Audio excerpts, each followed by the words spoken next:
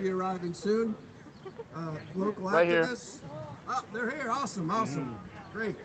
Robin Harris, candidate for State House number 46. Cynthia Harris, president of the National Organization for Women in Florida. And Alan Grayson, candidate for U.S. Senate. Bye-bye, Marco Rubio. Your days are over, buddy. That one was for me. Take a look at the posters, people. Okay, in 2022, let's vote for Medicare for all. Everybody, forward together. Forward together. Medicare for all. Woo! All right, let's start with Christine. You ready, Christine? I'm up. You're up. I got you. Hi, Christy.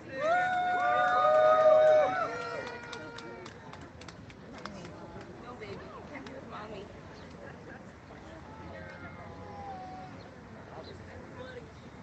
Good morning, everyone. How are we feeling? We're sick and tired, huh? Yeah, that's why we're out here. We're sick and tired of being sick and tired. The very people that don't want us to have government-funded insurance are the very people that have government-funded insurance. My name is Christine Olivo. I am running for Congress in Florida's 24th district. I am a mother of 2 rambunctious young boys. And recently, my husband and I, we got the news that we were going to be expecting our 3rd.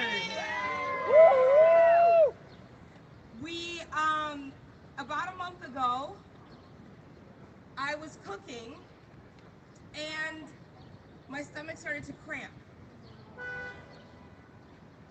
And then I started bleeding.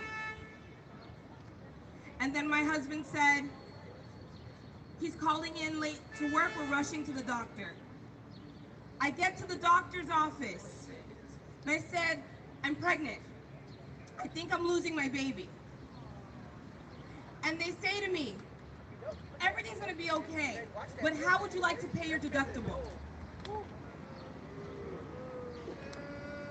How would I like to pay my deductible? I had to pay to lose my child. Oh my God. You know how I'd like to pay my deductible? The $743 billion defense budget. That's how I want to pay my deductible. You want to know how I pay my deductible? How about the taxes that the corporations didn't pay? Not 1 penny. 1 penny in 2020. How about you tax the 1%? That's how we'll pay my deductible. Or why don't you take my deductible out of Nancy Pelosi's $12,000 refrigerator? Yes. We need to stop electing people that continue to put a price tag on our lives. Only here in America is saving lives a for-profit business. And this must stop. You know, I spoke at the Force the Vote rally in DC. And I don't know if anyone attended the Force the Vote rally in DC, but I spoke there, and there was another gentleman by the name of Joe Nice. He spoke there as well. He told me a story. He told all of us a story about a town, Lincoln County, Montana. Does anyone know about Lincoln County, Montana? They have Medicare for all. This county, Libby, the town is called Libby. They were exposed to asbestos.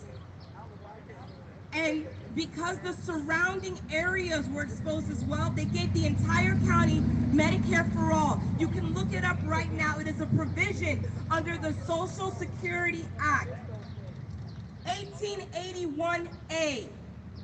You can provide Medicare for all the event of exposure to an environmental hazard. I would call this pandemic an environmental hazard. The time is now. If we cannot get Medicare for all in the middle of a pandemic, then when will we get this chance again? We will never get this chance again. We have to seize the moment. We have to march. We have to speak up. We have to write and call, and we cannot stop because this is our moment. There will not be another one. And I'll leave you with this. You deserve to live. You deserve to have a life of health and wellness and not have anyone ask you how you'd like to pay your deductible.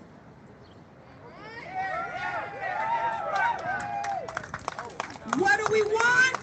Medicare for all. And when do we want it? Now. What do we want? Medicare for all. And when do we want it? Now. What do we want? Medicare for all. And when do we want it? Now.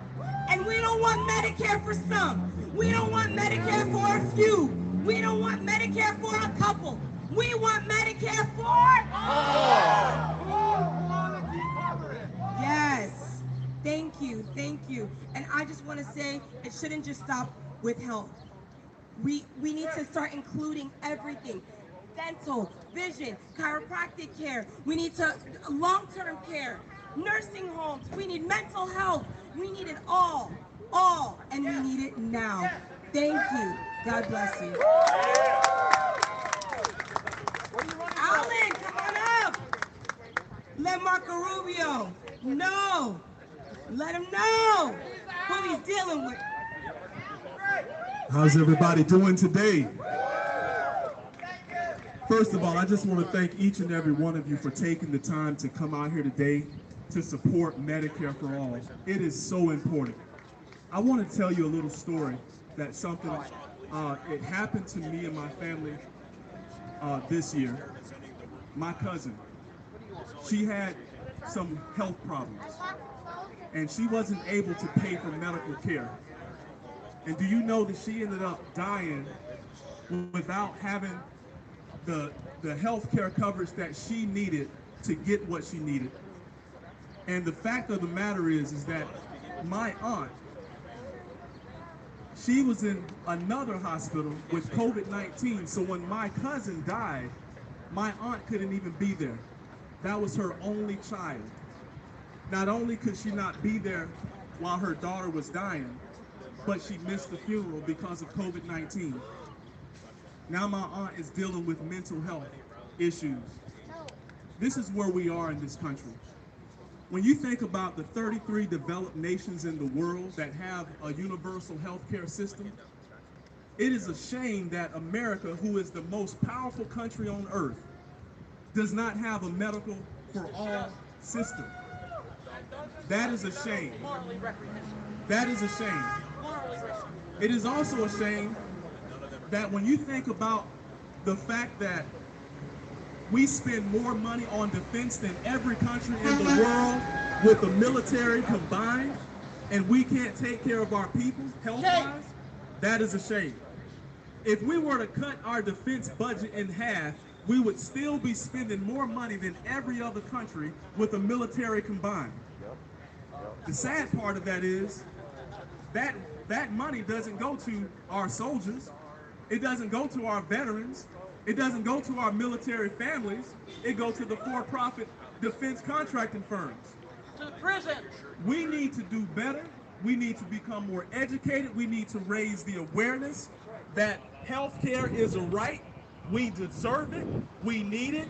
And with the fact that COVID-19 has claimed so many lives, not only here in Florida, but across the country, it has created pre-existing conditions. We need Medicare for all more than ever. And I want to encourage each and every one of you to continue to raise your voices, to continue to put pressure on legislators who can push this agenda. Marco Rubio's been in office 11 years, and he has missed 60% of work. How many of you can He is miss making it 60% of worse. work He is making it and worse. continue to keep your job? None I of would us. say call your senator. But we already know that he's not going Thanks to for do a joining us, thing. people. We're live That at the is his Medicare for All MO. March. This is JD And that Vaughn, is why I'm running again, for the live United with Meg States Senate McPherson. to unseat Senator Marco Rubio. Yes. My name's Alan Ellison. I ask for your support. Yes, Alan. I thank you for coming out here today. You all can make the difference. Thank you all so Yes, much. Alan. What do we want? Medicare for all. And when do we want it? Now. What do we want? Medicare for all. And when do we want it? Now. Right now. I'm Alan Ellison and I approve this message. Democracy. Juan, you're up next. What do we want? Medicare for all. And when do we want it? Now. What do we want? Medicare for all. And when do we want it? Now. Hello everyone. Hello, it's a pleasure to meet everyone here. My name is Juan Paredes and I'm running for Congress in Florida's 26th Congressional District. So I've lived most of my life in deep poverty. And I don't mean deep as some sort of adjective or descriptor. I'm talking about the literal classification of the Census Bureau. So believe me when I say that I truly understand what it means to struggle. And because of that, it's no surprise when I tell you that I've lived most of my life without any kind of health care whatsoever. In fact, there was a period in my life that I went over 10 years without so much as a simple checkup. Over 10 years. A child in the richest nation on earth, a child could not get so much as a checkup because it wasn't affordable. I mean, the entire world would be laughing at that tragedy if it wasn't so tragic. And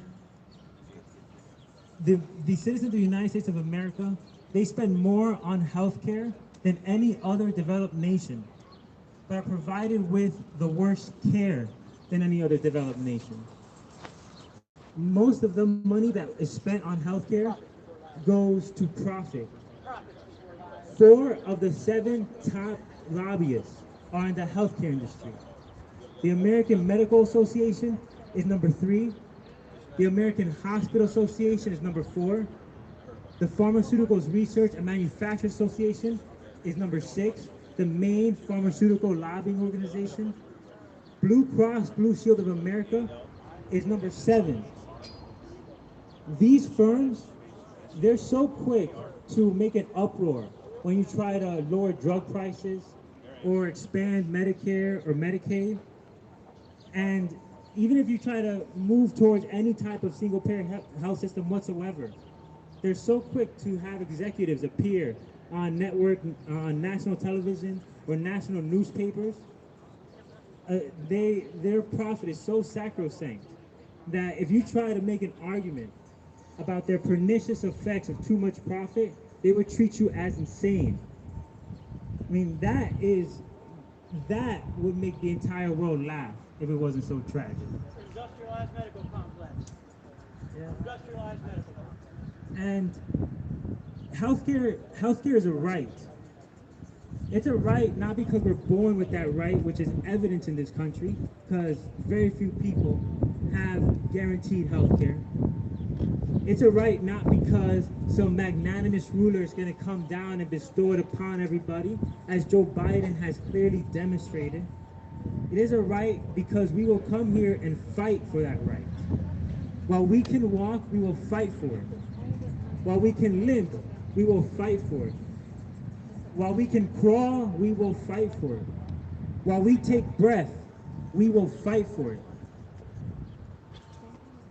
I implore all people in this country, all people of all colors and all creeds, all of the middle class, all of the poor, to unite, to fight, to do away with greed, to do away with the lies.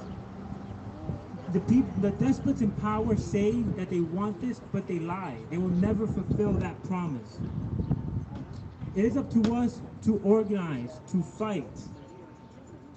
People who don't have any health care whatsoever, who depend on Medicare for all, people who are dying in this country, in the richest nation on earth, they depend on us to fight, to discard the divisions encouraged by what Adam Smith would call the masses of mankind, and fight for Medicare for all for those who are dying. Honestly, it is up to us to organize. Only if we organize do we stand a chance.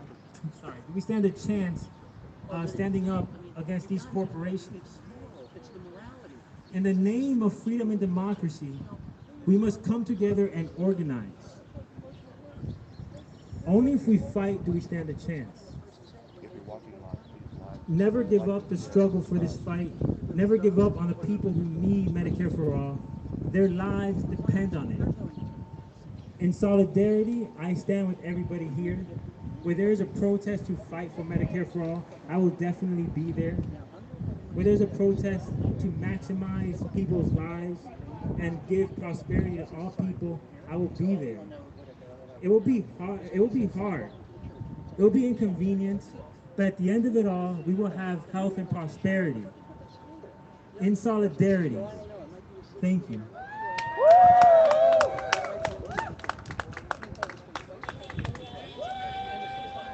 James?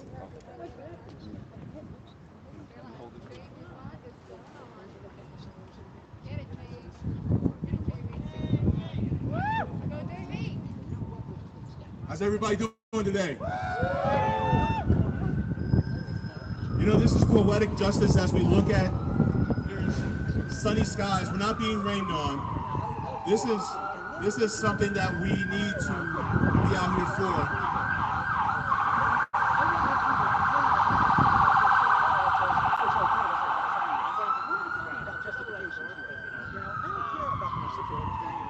Unfortunately, you see that ambulance right there?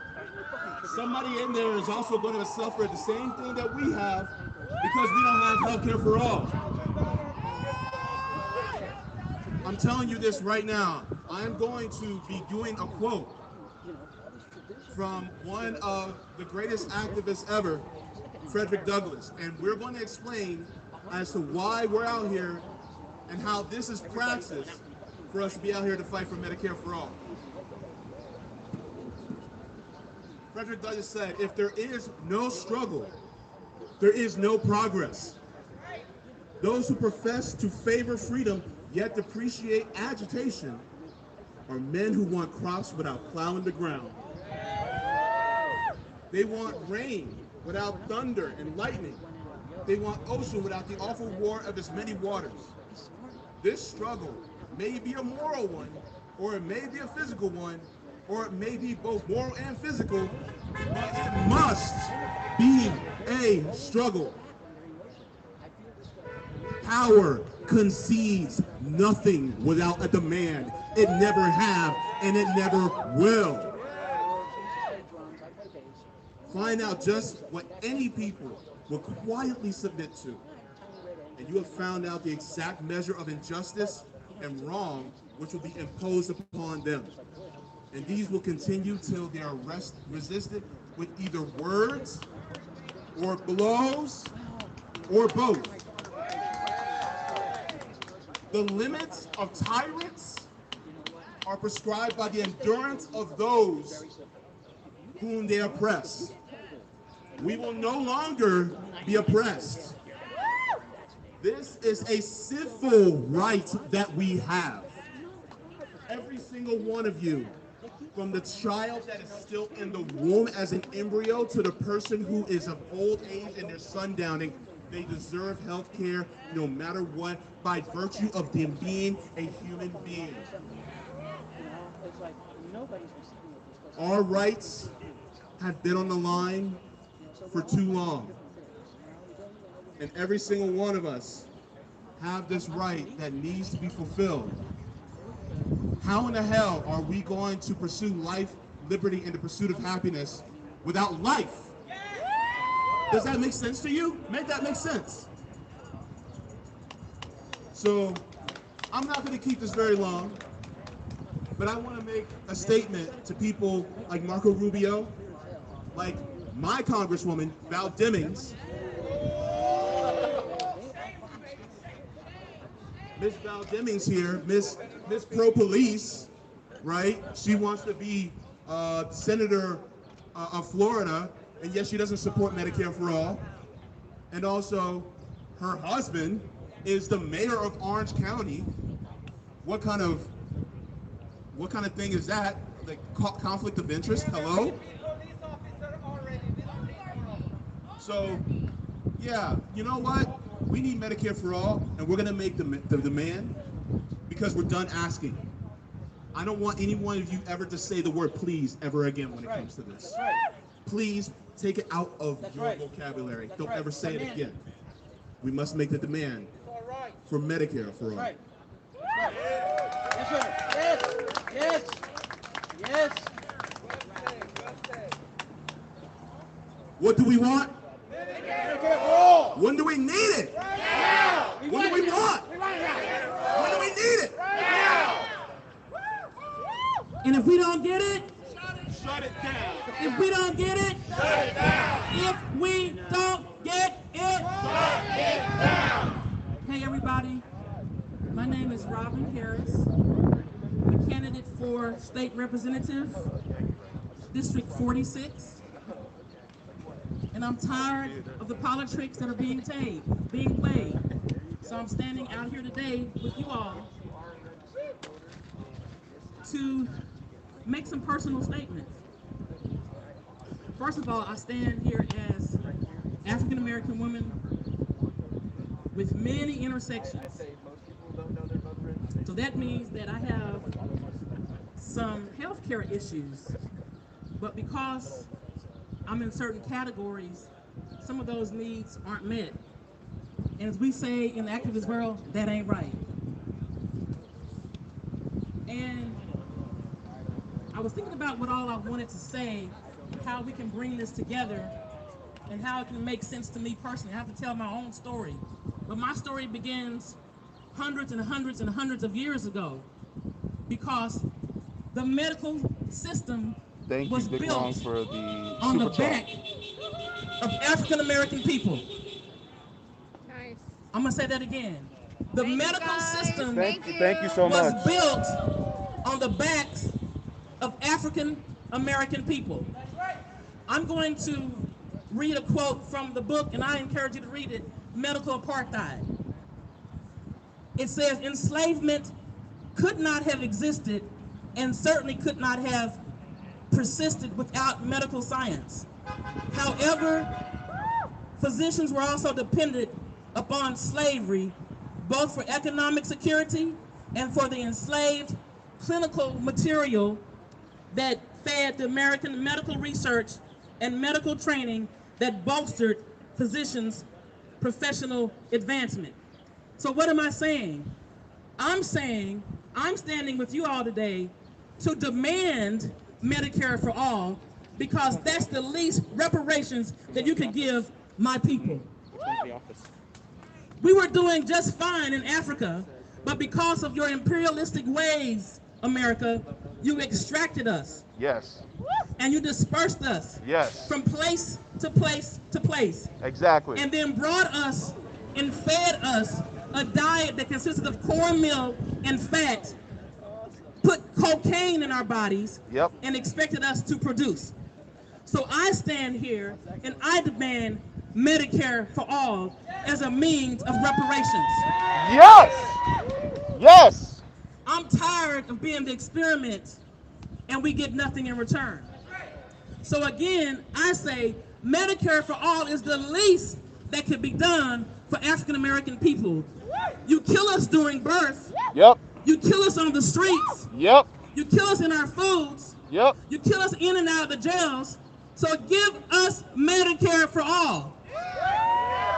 Again, it's not a quiet demand, but it's a demand for reparations from the African American peoples that you have excluded, that you've experimented on, and that you continually kill. My name is Robin Denise Harris, and I'm running for State Representative District 46. And I encourage you to say continually, if we don't get it, shut it down. If we don't get it, shut it down. If we don't get it, shut it down. Woo! Thanks, Jay Jackson. Thank you so much.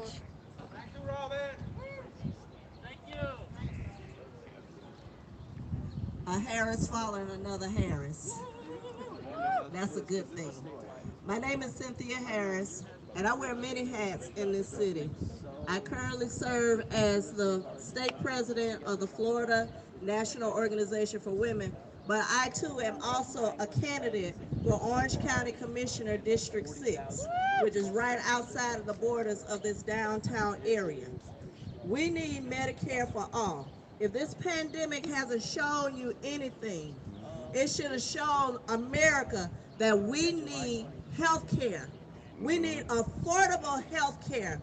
Matter of fact, we need free health care, because if you got the money to pay for vaccinations at no cost to Americans, you got the money to pay for health care, consistent, affordable health care for us all.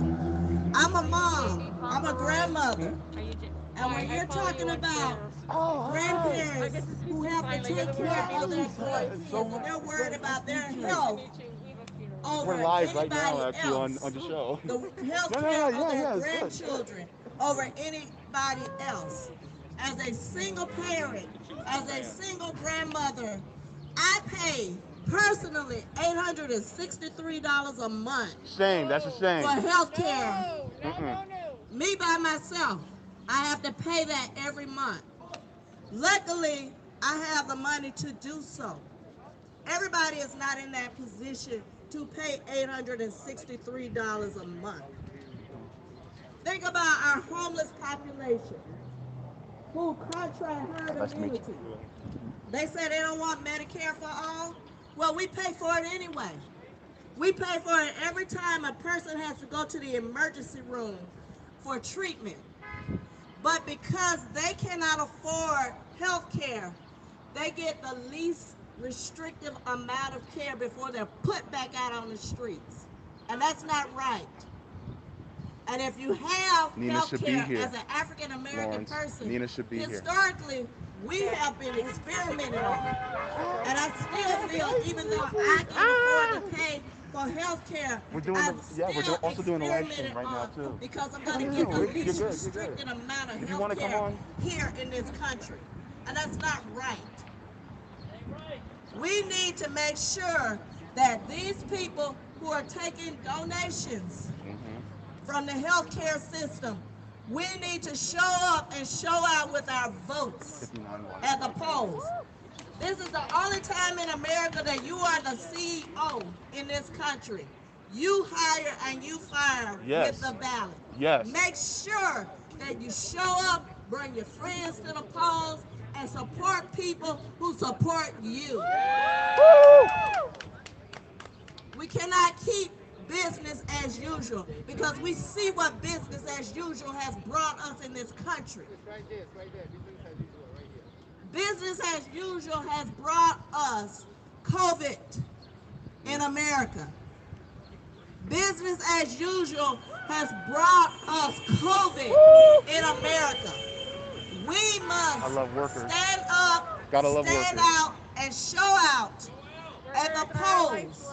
Vote them out. Vote those who do not give you the respect you deserve. Definitely. You deserve the respect of these individuals who don't respect you, because their Medicare, their medical expenses are paid by us. Yes. We pay for that. But they tell you, oh, we don't want to pay for that. It's going to cost the taxpayers. Well, guess what? We're already paying for them for the rest of their lives. Is our lives not important? Our lives are important as well. So vote them out. Make sure that you think about that grandmother who's taking care of their grandkids and have to decide whether or not they're going to pay for food on the table, pay their mortgage, and pay for their health care. Think about the homeless who have to go in and out of the hospital because it costs us millions of dollars. We pay for it anyway. So therefore, we should get the respect we deserve and make sure that we get our money's worth. We need to get a cash return on our investment. We've invested in them, they need to invest in us. Yes. Damn right. Damn right. And if they can't invest in us, we need to make sure that we show them the door. Shut it down. Shut it We down. have to what? Shut it down. We have to what? Shut it down. We have to what? Shut it down. Shut it down. Make sure you understand your position in this country. Make sure you understand that you are the CEO. Make sure you fire those who do not give you your money's worth. Amen. Because if you don't, we're going to continue to die. The person that's coming behind me, he said it best. They want you to die quickly. And I don't know about you, I want to stay around for a little while for my grandkids. Amen. So we're going to have to shut it down and vote them out. I thank you for your time. I'm Cynthia Harris, Florida State President for the National Organization for Women, candidate for Orange County Commissioner District 6. Put somebody in those offices that look like you, that are for you. Thank you.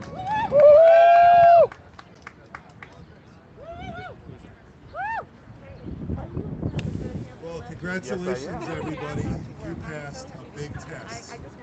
You passed the test by being here today.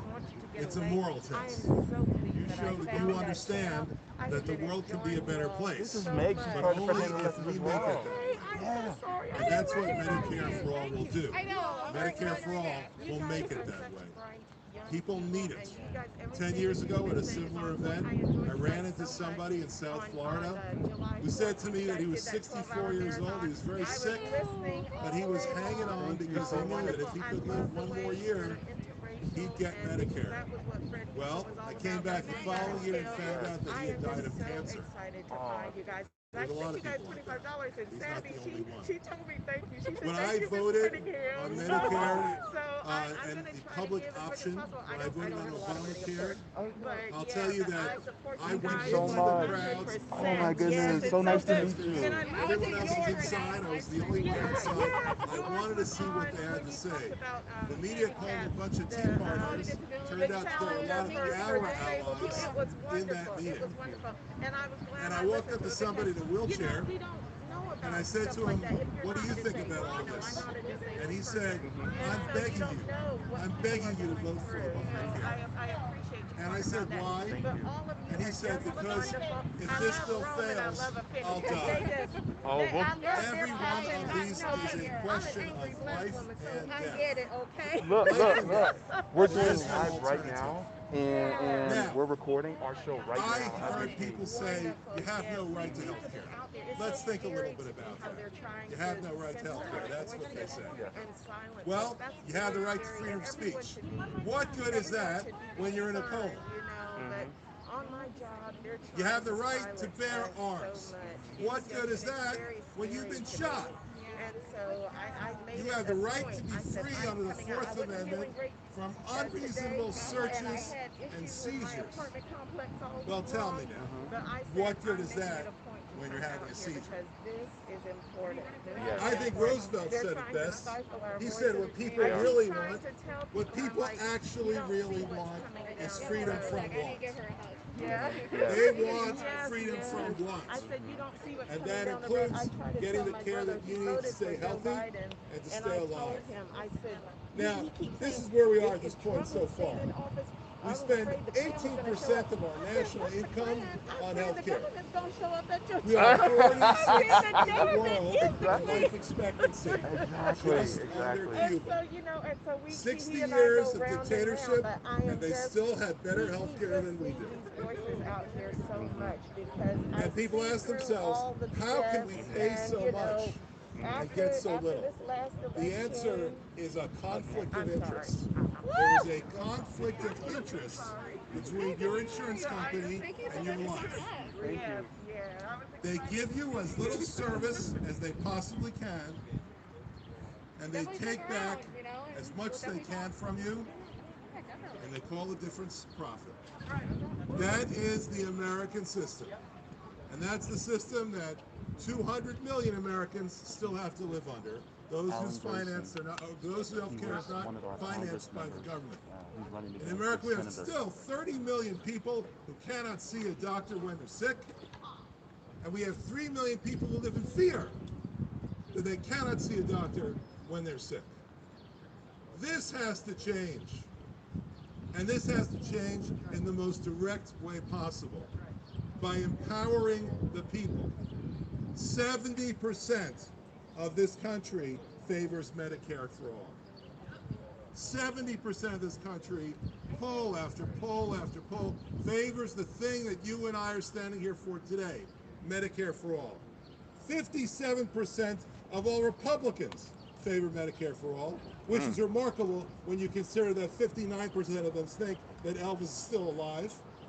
And 83% of them think that Donald Trump won last year's election. Confused though they may be, they understand how bad this system is. We all do. When I was a small boy growing up, I had to go to the hospital 4 times a week for treatment. I was able to get that treatment because my parents belonged to a union. Now what about the boy next door? What about the boy next door whose parents worked for a grocery store? Did he get the treatment that he needed, or did he die? Did he die? I don't know. I don't know. But is that how we decide who lives and who dies in this country? Which children live and which children die in this country? Based upon what kind of job their parents have? What's the sense of that? There's a great debate now in Washington, D.C. Do we have 500,000 people each year in America who declare bankruptcy because of health care bills? Or is it only 50,000? That's the debate. What should that number be? 0. The number should be 0. 0. Nobody should go bankrupt when they come out of the hospital. You think about that. It's bad enough to be poor in this country. That's enough of a burden. It's bad enough to be sick. That's enough of a burden. But to be poor and sick means you go bankrupt. This has to end. One way or another, this has to end. Because we need health. We need health. We need health. We need health. We need health. We need health. We need health. We need health. And all of us working together, we can make it happen. Because the people united will never be defeated. The people united will never be defeated. The people united will never be defeated. The people united will never be defeated. Thank you very much.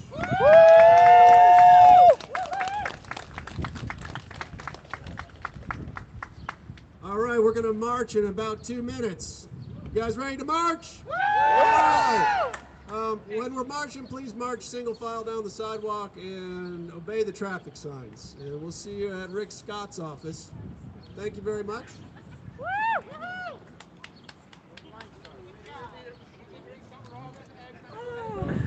Yes. Mary Ellen. Oh, hi. Howdy, Chelsea. That's how you know me. Hey, how's it going, man? Good to see you.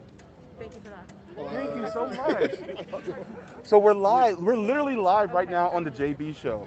And we are talking to Twitter mutuals, fans of the FHL right now. And we're here at the Medicare for All March here in Orlando, Florida. Everybody who's in the chat right now, they're talking about. We have candidates out here that have petitions. If you don't mind signing them so that we can get on the ballot, please see one of us. Robin Harris, Cynthia Harris. Who else have petitions? Ranked choice voting.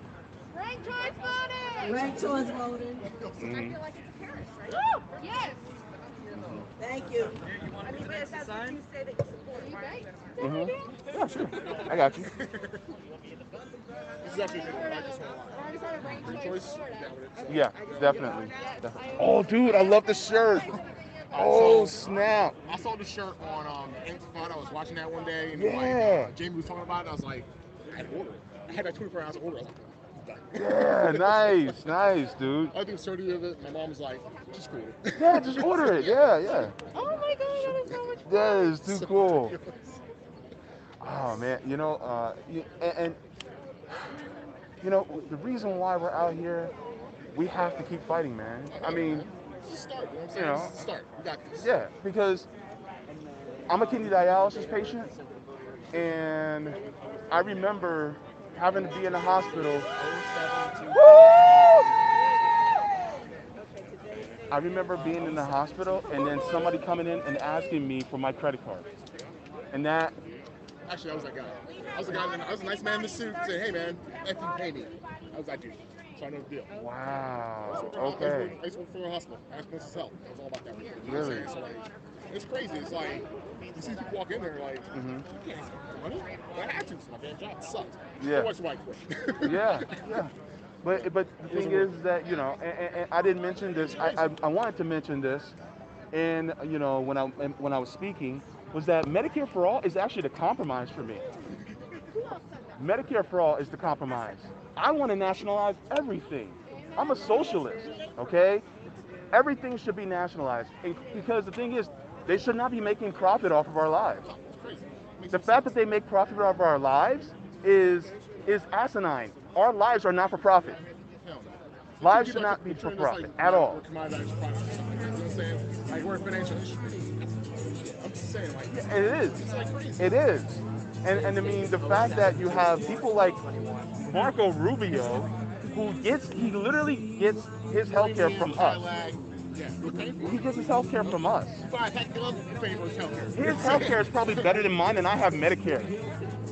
Oh no, this guy's got baller stats, man. I've seen that stuff before. Yeah, because I get like 80% of my coverage covered, but the other 20% I have to get Medicaid just to cover the other 20%. If you got Medicaid, they have limitations on that. You know what I'm saying? It's like, oh, you can't make too much or whatever. I don't qualify for Medicaid. I make like, right now, I make about $19,000 a year. I don't qualify for Medicaid. The way I want to. I have 3 jobs, bro. You got 3 jobs? Yes. 3 jobs? That's asinine here in the United States of Tonight I'm America. going to work. Tonight I'm going to work. It's like, it's wild, man. Because let's be real, if you're a straight white man back in like the 1950s, all you got to do is work 36 hours a week and you be able to have a house, a full, you and your partner, and you could probably have a kid and a dog and a fish named Spike, and you'd probably be able to have all that, and your partner wouldn't even have to work. My dad was in you. He didn't even work. His dad was last, man. It was awesome. They took all the pit lines with him. It was cold, sucked. Yo. I was 5 years old, but hey, it was working. Yo, and I'm gonna tell you right now, this is my nephew. Hey, nice to meet you. His name's Tyler. I'm out here because of him too, because he should have health care as well.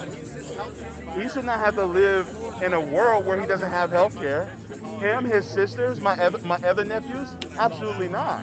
That's crazy. It shouldn't be tied to your employment. It shouldn't be tied to your Red employment. beret. Red beret. Red beret. Red Red beret. beret. Red beret. I think I'll see one today. Yeah. Mm-hmm. So if you are under 65 and you don't qualify for Medicare, right? Wait. And Oh, you're sorry. diagnosed with Sorry, a sorry. illness, and you So are I kind of like, dying, yeah, you don't have anyone cool. to Good so to you know, don't man. have health insurance, Like, nobody's y'all, going to pay for like, hospice care. you show what I'm saying. That's crazy. Isn't that It's insane? like, That's I have to insane. I drive all day long, so like I play it on YouTube while I'm driving. It's like charity care. it's like Yeah. it's like a So you different can't even experience. Just die. lets me Yeah. rest, you know what I'm saying? Like my co-host Nick said, stuff. charity is just. The Fred Hampton. Yes. Yeah. Jay's very calm a lot. Yeah. Thank you so much. Yeah, you guys are good. But like Nick said, charity is just a display that we live in a system that does not take care of its people properly. I appreciate what you guys do. And the thing is that we should not be relying on charity. What's the government for? We're sitting here out here in the heat marching for health care. Yes. And they just increased the federal budget, the defense budget by 25. I saw that. I saw In that. a Democratic-controlled House, a Democratic-controlled Senate, and Yeah. a Democratic-controlled White House. That's Yeah. And here's the crazy part. Okay? We actually spend about $1 billion on our defense. I'm sorry, $1 trillion on our defense. The reason why is because our nuclear arsenal is actually covered under the Energy Department. So it's not covered by the Department of Defense. So in total, we're actually literally spending $1 trillion on our defense. And so that is the craziest thing ever. And the fact that we actually do that, but we don't provide health care to our most, to everyone. What did Martin Luther King say, right? He said that's moral bankruptcy. Yeah, it's a moral bankruptcy. And he also said, the fight to do what is right is always right. And we should always do that. Mm-hmm. Huh? 4%? Okay, you can turn it off. Yeah, thank you for that podcast. Thank you so much. You had the best speech out there. Huh? You had the best speech out there. Because I'm like, we're not going to vote our way out of this. Yeah. My pleasure. We're not going to vote our way out of this. Pleasure to meet you, man. I voted for you twice. Thank you very much. How's it going? Mr. Alden Grayson. Yes, Hi. how are you? Where are all the elected officials? Makes you wonder, doesn't it? Yeah. And in fact, you know what? Here's my thing, okay? I was forced to vote, okay? And my thing was, you should be prepared to only serve one term just to get something done. I am sick and tired of elected officials coming in and then being co-opted by the party, the Democratic Party, and saying, oh, we're going to fight. And then once they get in front of Nancy Pelosi or Chuck Schumer, then they fold. They fold every single time. And this is why a lot of us, I am no longer a Democrat. I quit the Democratic Party because of that. Exactly. So how are you gonna tell me, vote for me, donate to my campaign, I'm gonna fight for Medicare for all, and you're not even here? Yeah. I get AOC so much money, man. And we're the type of people where you literally have to throw Biden, Harris, Pelosi, Schumer under the bus to get something done, then damn it should be done that way. Because the thing is that if you're not willing to do that, then you're not willing to go to bat. You should be willing to lose the seat for people. You're willing to trade the lives of the people who live in this country Exactly. for your political career. Yeah. And that's unacceptable. Yeah. And so listen, I want to believe that you're fighting, because I know you're running for senator. But at the same time, I hope that you recognize that we are somewhat apprehensive about anybody who actually has a D in front of their name that is running for office because of what we see. We're looking at people like AOC, she failed. Rashida Tlaib, Mark Pocan, Pramila Jayapal, all of them, they are not even in these marches. Nina Turner's not even marching with us right now. She is not, and she's running. So this is the thing that we have to recognize, is that if somebody's not willing to go to bat when the chips are down, then It's like I feel like I'm a donkey and this is a carrot in front of my face. Exactly. To get me going, but I'm never gonna get there. And Yeah. I'll ask you for it. yeah. This is why I voted for the Green Party last election. I voted PSL. I voted Green. Yeah, I voted PSL. All right, well, good to see you. And I'll be heading out because it's really hot for me. Okay. But I'm glad that we had a good event together. 50 people to show up for this kind of heat in the middle of the summer. Yeah, definitely. Congratulations. All right, thank you so much. Thank you very much. You're reaching out to us. You know what I'm saying? You're reaching out. Way to give it to you. How you talking about us? I am here at the Atlanta March. Hey, what's up? How y'all doing? Cyber Strike. What else can I say? I said what I need. Medicare for all day, every day, guys. Straight up. You do this. You got to put the work in. Put your feet around, run the streets. Yo, you got to vote. Yes, I ain't down with it. But you got to do what you got to do. And if anybody else who's running, I am a registered voter. Yes, I am. I would, but I need It's usually dangerous, but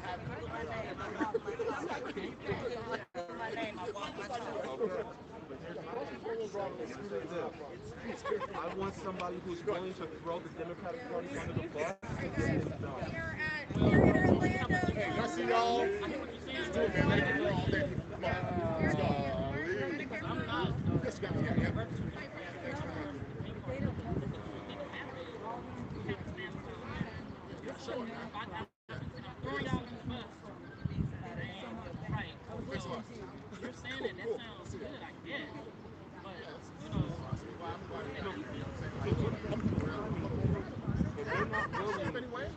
love y'all. This is cool. For the policies that actually mean something for us, it needs to be called out too. So I'm okay. Like I told So Alan chill for a minute. I am for force to vote.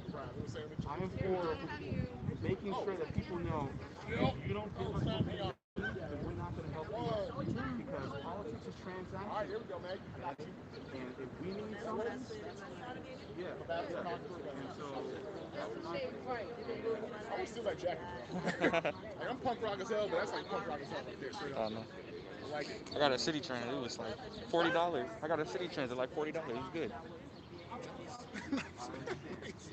He helped me pick it out. Good faster sense. Oh, let's go, yeah. That's great. And I understand.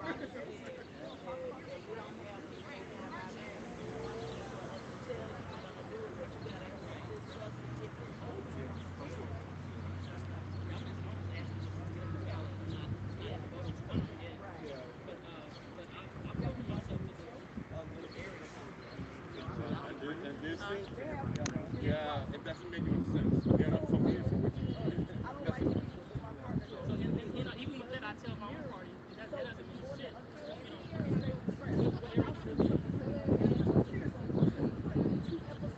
Are you born? You can sign something on the ballot because we're I'm just trying to get on the ballot, so we're trying to get on the ballot. Okay. I'm down for that. And they right now.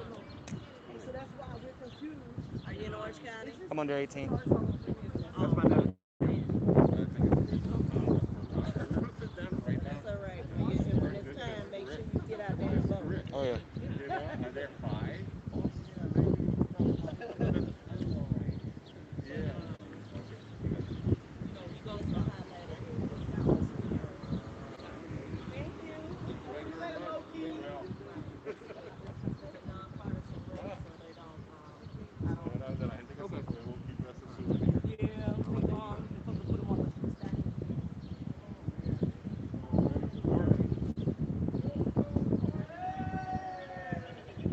Hey, are you ready to vote in Florida? I'm under 18. Oh, sorry about that. Thank you anyway. So what school you go to? Oak Ridge High School. Oak Ridge, okay. I won't hold it against you. I was a Trojan. You went to Evans? Oh, okay. I was supposed to go to Evans, but I had moved over on Texas Avenue. Okay. So I had to go to, I was on. Well, good. Texas Avenue is part of the district, so make sure you tell anybody that's registered to vote for Cynthia Harris. Okay. Now, one good thing is, if we're Medicare for all, so that's definitely a plus. So you already got it. For a lot of things. Like I said, you can Google my name. Okay. And I walk my tongue. So I'm not That's what we're BSing looking you. for. What I say is what I do. Yeah, that's what we're looking for, Miss Harris.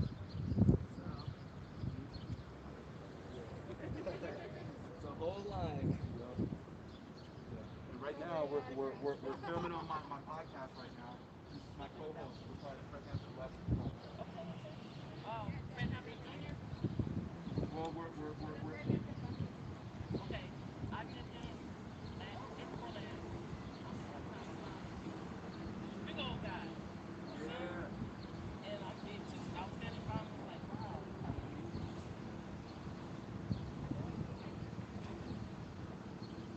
So there's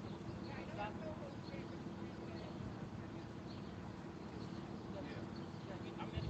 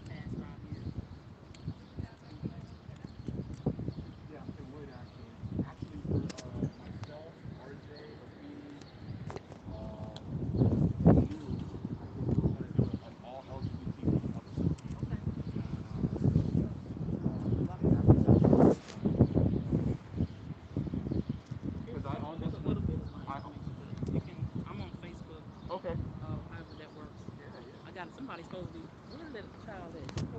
Oh, Al. He's supposed to be helping me with my something because I don't know how to tweet whatever. Yeah. Where'd you park? I can't walk in the right. Plus, I had surgery and my handwriting is horrible right now.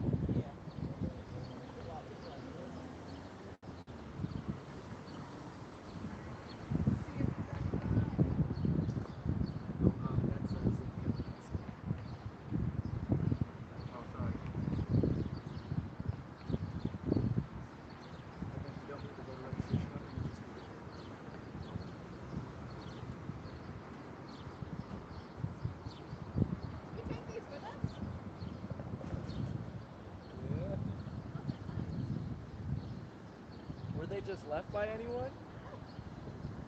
I'll take one if you don't mind. Right? There you go. There's your sign.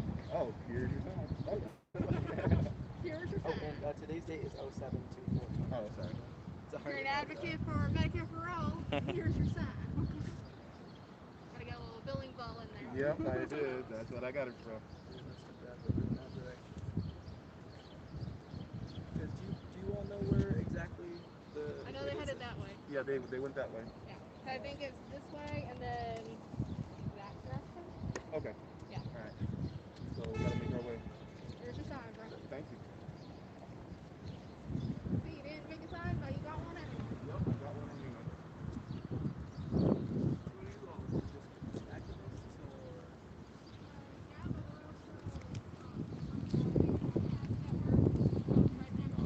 We're literally live right now. So what we're doing is actually fighting for healthcare for all and everything.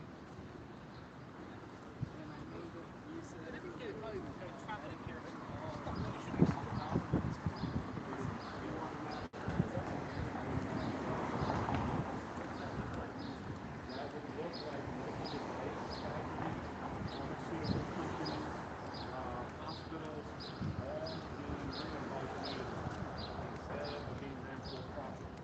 The fact that they're for profit means that they can price gouge and make things more expensive, and people's lives should not be for profit in that way. And so the government, like without that, the government would essentially be paying for drug prices that private companies could still raise the rates for and things like that. So, yeah. Unless we nationalize the whole healthcare system. Exactly. So, I mean, Medicare for all is temporary because it's a single payer system. And so because it's a single payer system, then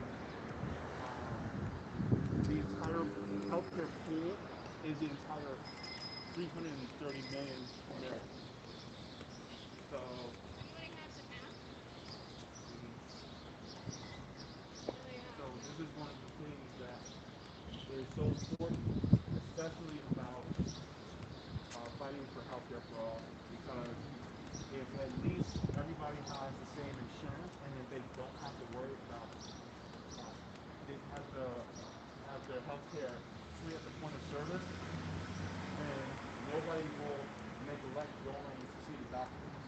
Or nobody will ever have to worry about medical bankruptcy ever again, because medical bankruptcy only exists in the United States.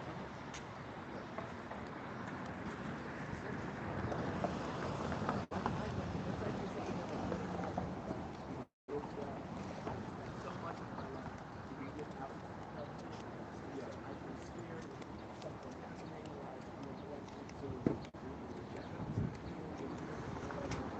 so that's why healthcare is really like personal to me, because those are times where you can't say anything else.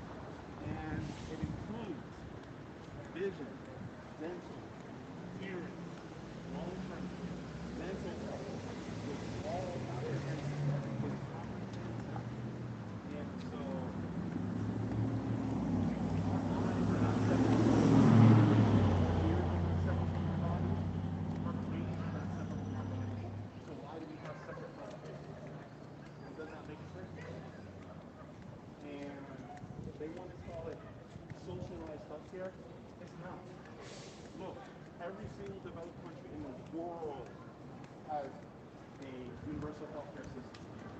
Are you going to say all those are socialist countries? Does that make sense? And I think it's funny because those countries aren't, people will say, like, they're like, oh, what's an example of a successful socialist country? Democratic socialists, or use a word thing, like Sweden or Denmark. And when it's easy for them, it's like, oh, no, they're not actually socialists. Yeah. They just have a welfare state. So it's a welfare state when they do it, and socialism when we do it. They're socially democratic countries. Exactly. That's what they are.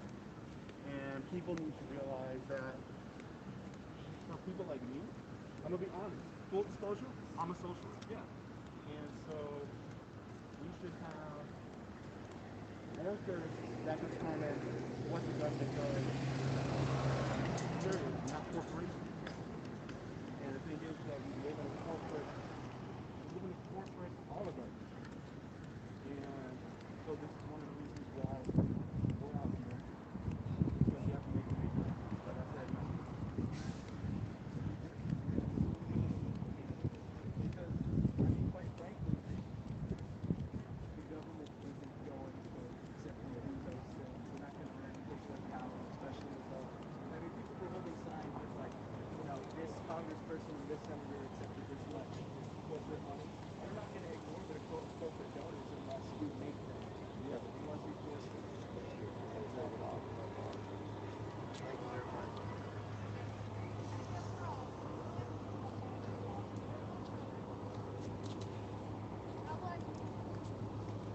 So yeah, so this is why we have to do it. Because nobody else right now is fighting. They'll say we support it. This is why it's I like, gave so that guy right there, Alan that's all you gotta do. A little bit of mutual aid. All I did was just help him with his grace. Help your common man. Help your community. You know what? He just said, all right, thank you very much. And I got to get home. Have a great day. And that was it. That's it. And I got it all on camera. Right? I got it all on camera. So, oh my goodness. People cannot be stupid when it comes to their politicians. And they cannot make politicians their celebrity. They cannot stand them. They work for you. They're applying for a job. And You are their interviewer, essentially. yes. Half those people who are speaking are people who are an interview. Studying.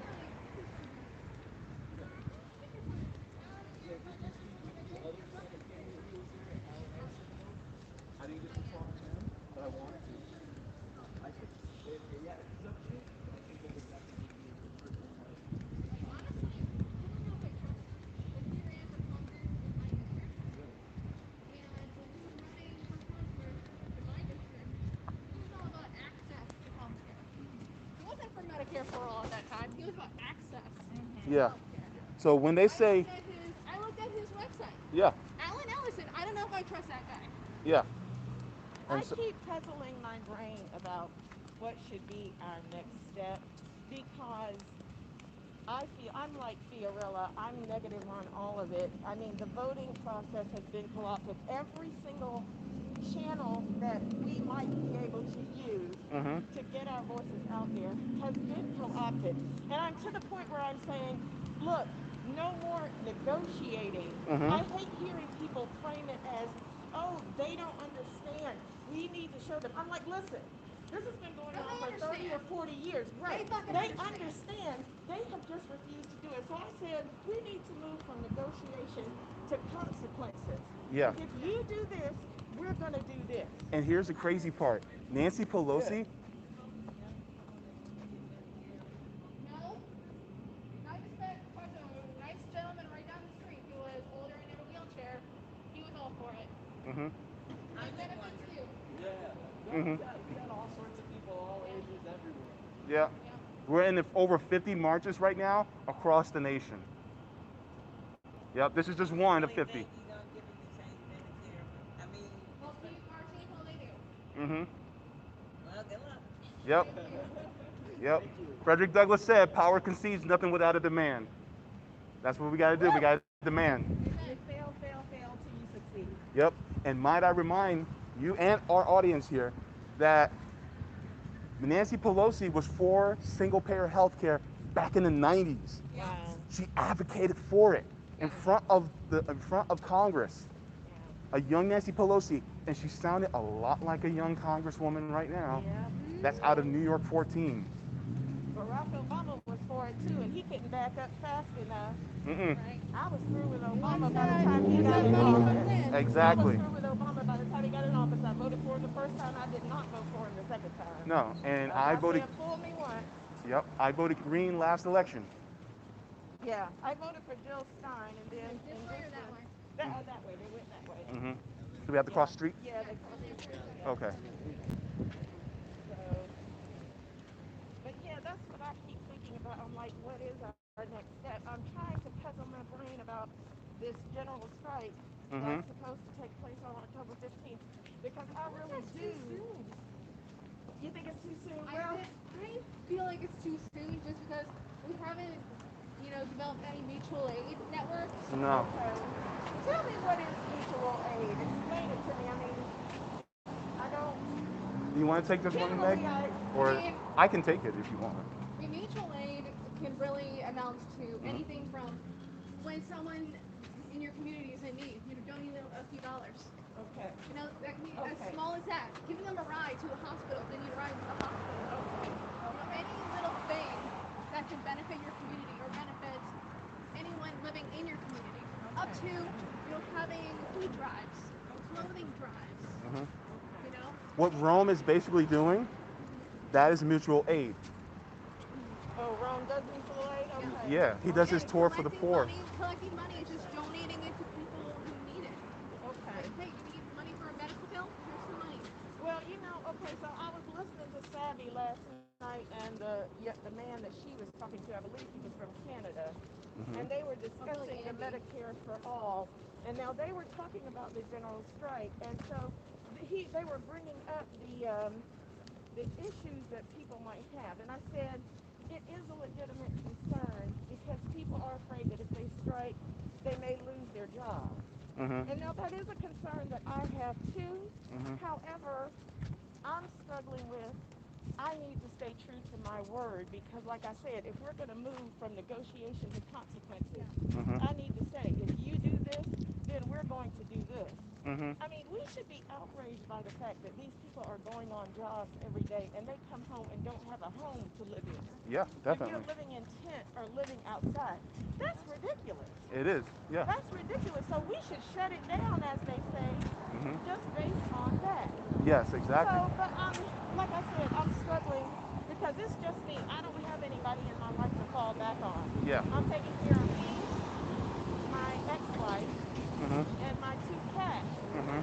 And so it is a legitimate concern of mine. However, that general strike that's going to take place October 15th, I said, if they're doing something here in Orlando, Mm-hmm. I said, I'd like to participate, but I don't know how many days, Mm-hmm. I would be able to come. But I think it was Jackie that made the point. She said, this needs to continue Mm-hmm. until we get the results that we are looking for. Yep, exactly. And I agree with that too. So, I'm just putting that out there because I just, Can you hold the umbrella? Mm-hmm. it's something I think about. It's a source of frustration, Mm-hmm. for me. You're recording us, aren't you? I need to be careful what I say. Yeah. Yeah, we're live right now. We got Yeah. people in the chat and everything. Yeah, see, I did a podcast very briefly for a brief period of time. Mm-hmm. I was interviewing people, Mm-hmm. and I enjoyed it thoroughly, baby. I enjoyed it thoroughly. Then pick it back up. Do it I again. want to do it because that's my passion. You see how I'm talking? Yeah. and I want to pick it back up. It's so hard, baby, with all the demands of jobs. Yeah, It's it is. just crushing. I don't know how people do it anymore, although I did it for many years, working 2 and 3 jobs and stuff. But you shouldn't have had to. You shouldn't have had to, exactly, of course. Yeah. I should not have had to do that. Yeah. And this thing that they're saying, it made me so angry when they came out talking about, oh, people aren't coming back to work, they're lazy. I'm like, no, it's not laziness, baby, it's agency. Yeah. It's agency. Thank you so much. We are growing more aware of the fact that these jobs are hindering our lives. Exactly. They're keeping us from actually living. Because the job isn't living. Living is what takes place outside of the job. Yeah.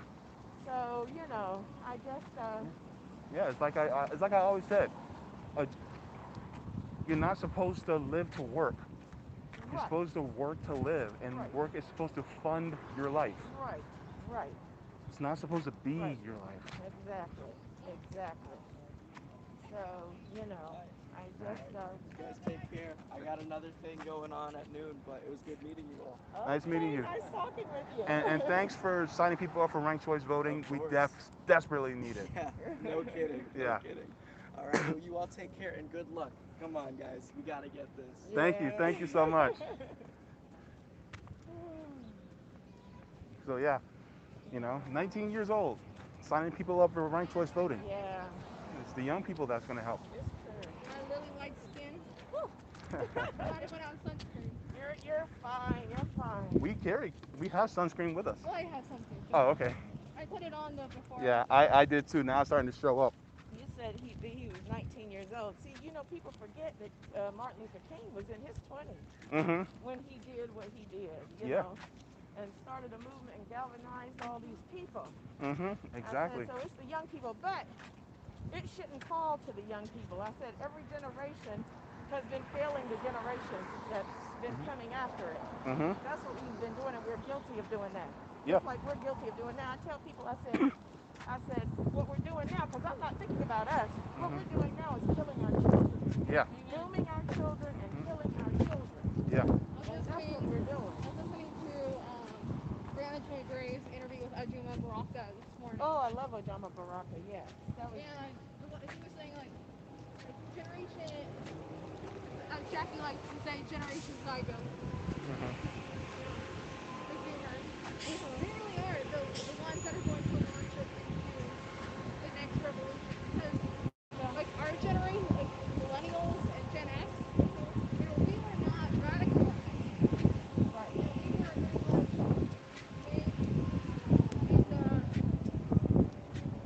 in the system of Reaganomics. We were raised in the post-feminist age, the post-racial age. Right. We were raised during that time, and we're raised to believe, oh, you can have everything that you want. If you just work hard enough. Yeah, there you go. That's the lie they told. Right. You can be anything that you want to be. Right. We were lied to. We were lied to.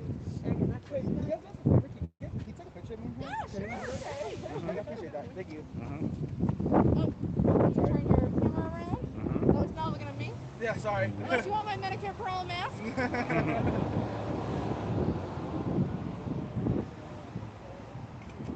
All right, there you go. Thank you. You're welcome. Medicare for all. Medicare for all. And you're right, and now, so that's what you guys face, and now this next generation is facing crushing student loan debt. My friend told me the other night, she said, well, then, I parted company with them back down there. Is that them? I think that's them, yeah. All right, we're almost there. But I said the generation today is facing crushing student loan debt. They're facing, they've already been through an economic crash, or two of them. Yeah. And I said, and my friend told me, and she's in her, I think she's like 32, she's a young lawyer. She said, we're not buying houses and we're not having children. Nope. She said, because we can't afford it. Exactly. Can't afford it. She said we can't afford it. It's amazing to me how we've crushed our social bonds, how we've destroyed, It's all about me. All about me. and Me. profit, The individual. putting profit above people. What's in it for me? Yeah, that's it. What's in it for And me? then this fool gonna fly off in space. So I just, people are starving. Exactly. People are starving. People don't have houses to live in. But he thought he was gonna fly off to the moon. And then because he felt guilty, Jeff Bezos might be overcompensating for something if you ask me. That's right. But Jeff then he Bezos came back. Then he came back and gave $100 million to a rich man. Yes, he To one did. of his buddies. Yeah. Or to two of his buddies. I don't know who the chef was. But I know who Van Jones is, and y'all were right. He's already rich. Yep, So he is a rich exactly man. what did you do? Absolutely nothing. Yeah. He wanted to save face. Well, he didn't. Not with me. Even his ex-wife, Mackenzie Scott, like at the time that he was getting ready to fly into space, she gave away like $4 billion of $4 billion $4 billion of her fortune. her divorce settlement. Oh my gosh. Did they have no shame?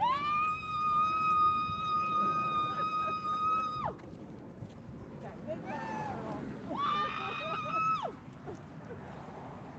You better protect me. That's the one thing you want. Yeah, that's true. Protect that.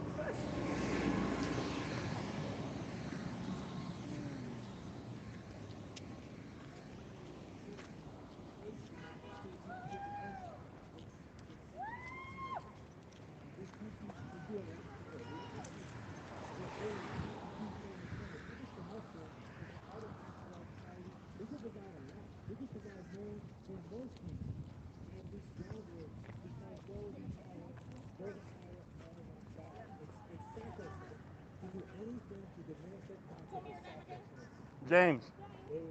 Meg. Our society, we actually, when it comes to changing society, it's actually us here, everybody who's participating in this movement, and everybody else and participating in other cities and all over the country. We're actually the ones who have real power in this country. Like if you actually look at the philosophers in the 19th century, like David Hume, John Locke, and Jean-Jacques Rousseau, they came to similar conclusions, even though their philosophies are radically different. That it's the people, it's the majority of the governed who actually hold power in this country. The minority of the governors, they hold power by controlling public opinion. But it's very obvious now that because of the size of this movement, that their influence is waning. It's organizing. It's always comes from bottom exactly.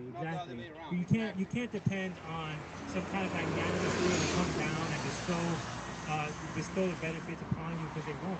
It's actually within their interest to take the benefits away and to profit off of your your exploitation.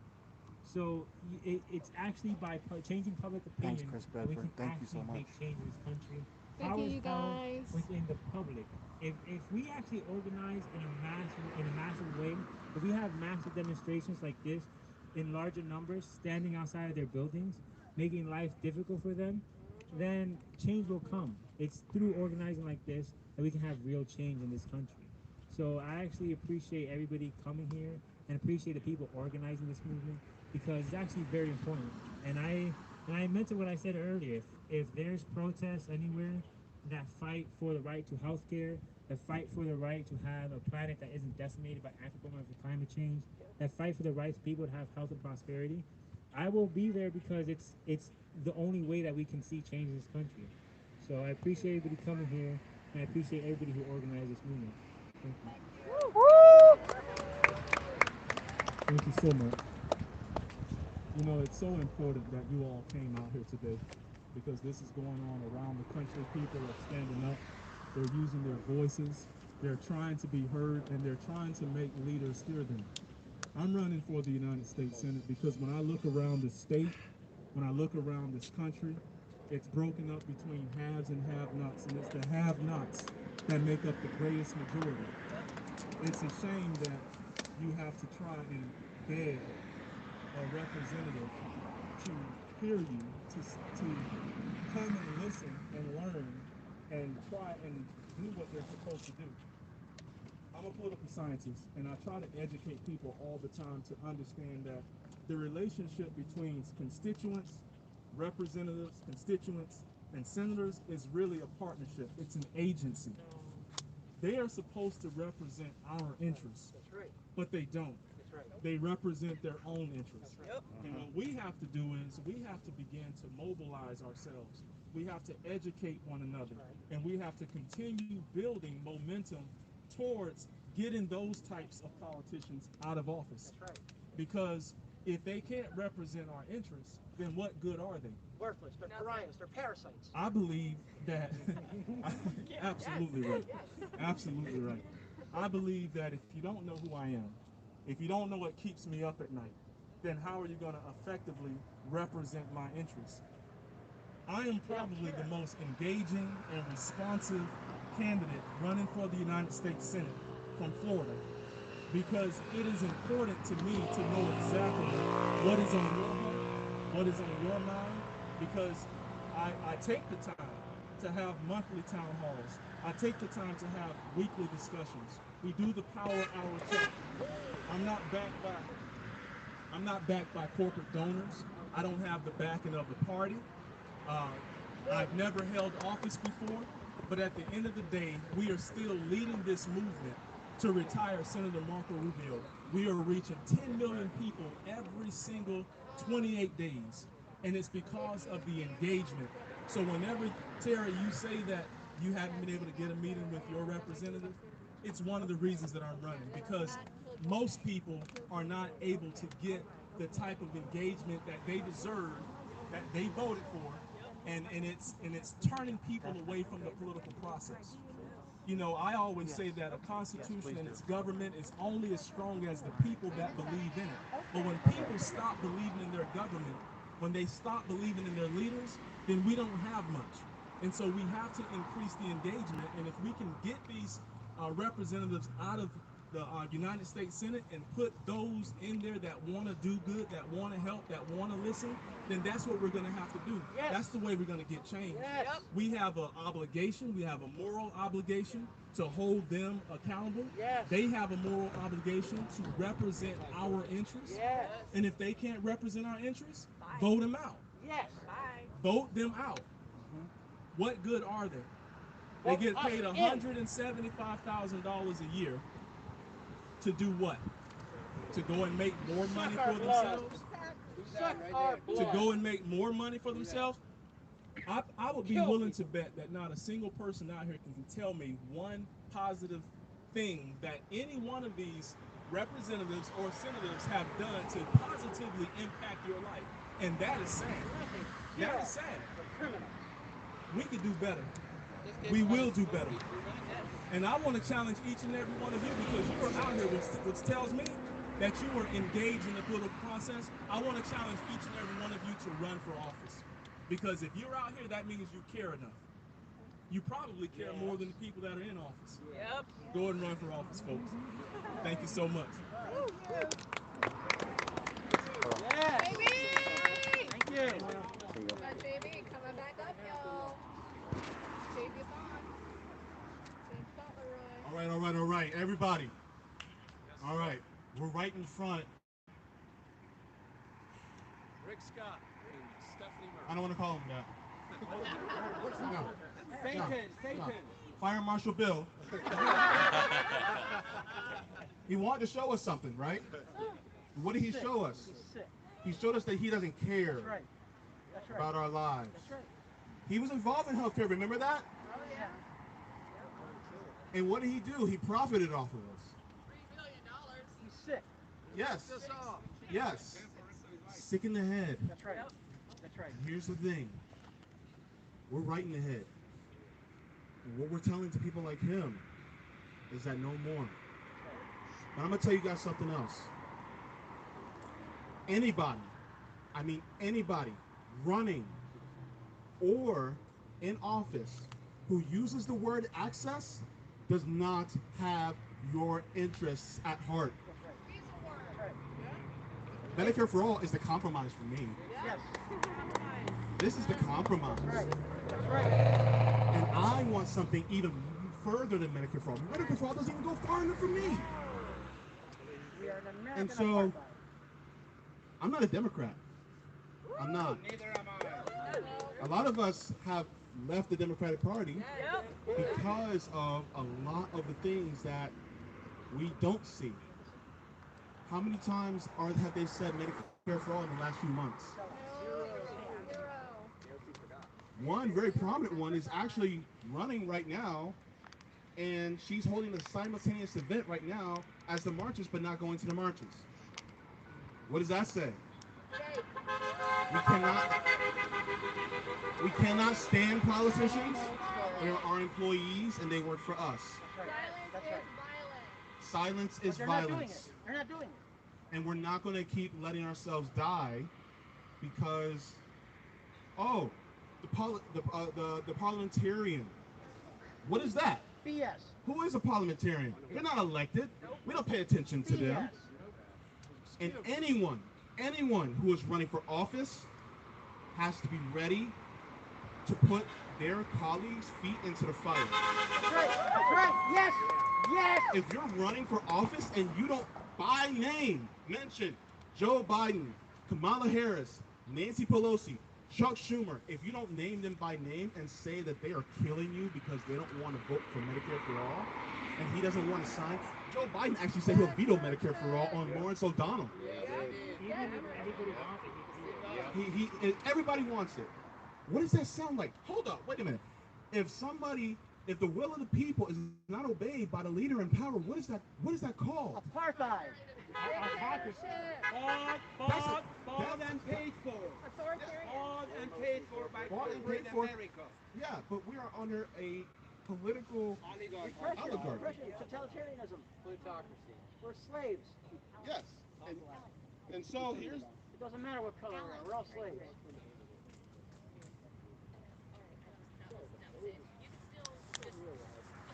Thank you. We're fighting for them too. We're fighting for everybody. Why are we fighting for them? Because they're human beings. That's right. And they deserve health care. We're even fighting for the people that we disagree with. For the people who actually hate that we're out here, we're fighting for them too. Because they deserve to live. Majority of people who voted for Trump came from the working class. Exactly. They came from the working class. And the thing is that you should not have health care by losing your job. What kind of draconian BS is that? That's right. So, this is one of the reasons why we're out here. And I just want to say that I'm proud of every single one of you for being out here and fighting for health care. Because you're not just fighting for yourself. You're fighting for people who you don't know. You're fighting for people who actually hate you. That's compassion. And we need to bring compassion back to our policies and back to our government. Because if we don't, our democracy is going to be lost forever. We already barely have it right now. The Democratic Party actually said that we actually could just pick our people in the back room, smoking cigars. Well, you know what? Like Frederick Douglass said, power conceives nothing without a demand and never have and it never will. And we are out here to make our demands, and we are out here to tell them that they are out, and we're not going to take it anymore. That's right. So anybody who's running, I want you to listen to these words right now. You fight for us, and do not pay attention to the smooth words and talk from any of those politicians who want to buddy up to you. Because I'm going to tell you two, Nancy Pelosi or Chuck Schumer, they're going to put their arm around you. They're going to be like, hey, man, we want to do this, but we have to do this first. We have to do that first. Been there, done that for decades. Been there, done that for decades. No more. No more. You call the media and tell them this person's not fighting for it, they're not for it. That's right. Because guess what? If you're on our side, we stick with you. You are only stating the facts. You're only stating the facts. Yes, yes. Thank you.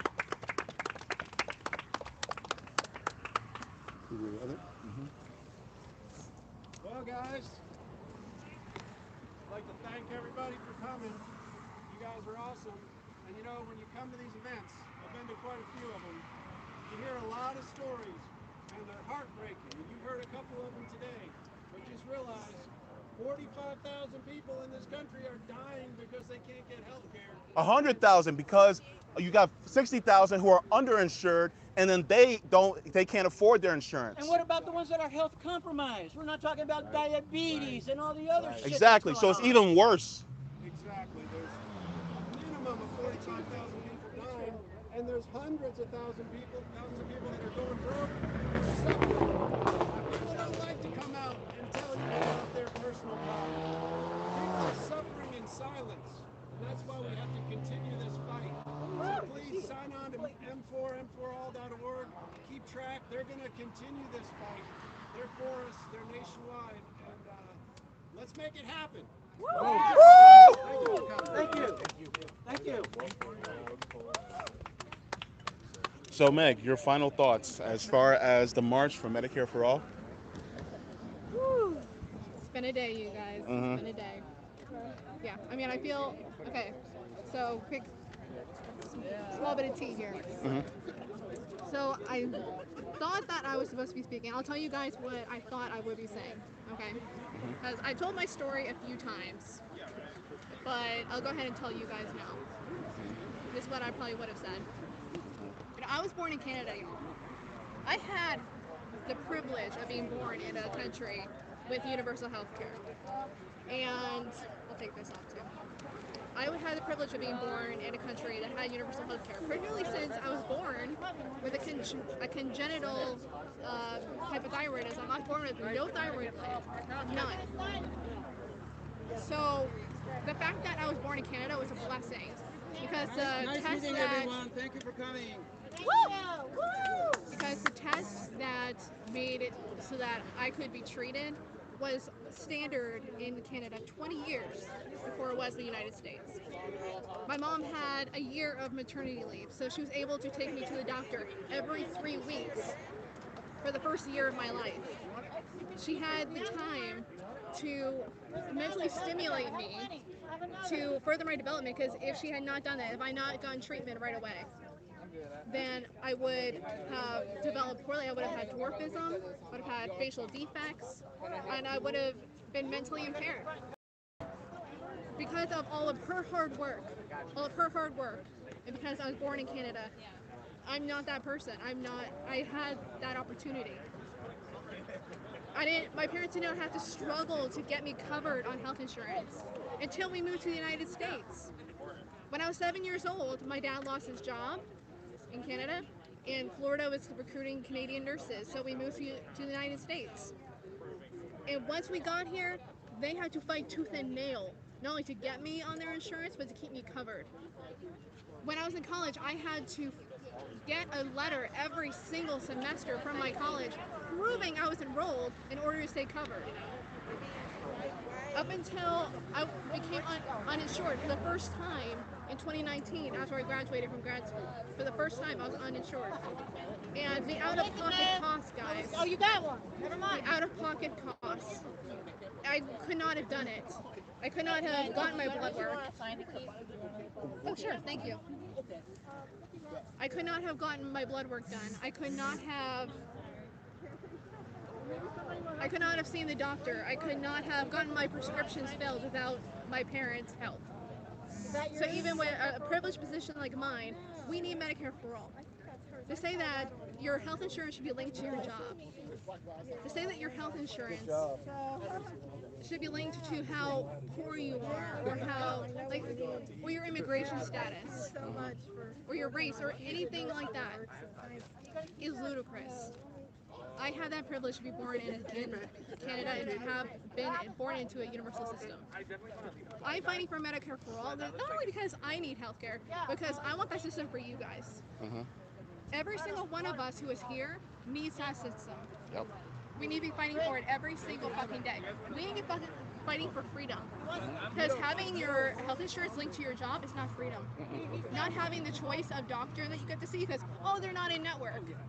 That's not freedom. Having your health insurance company practice medicine on your doctor's behalf to decide what medicines and what tests you get to get. That's not freedom. If we are the freest country in the world, why do we not have the least free healthcare system? That makes no sense, guys.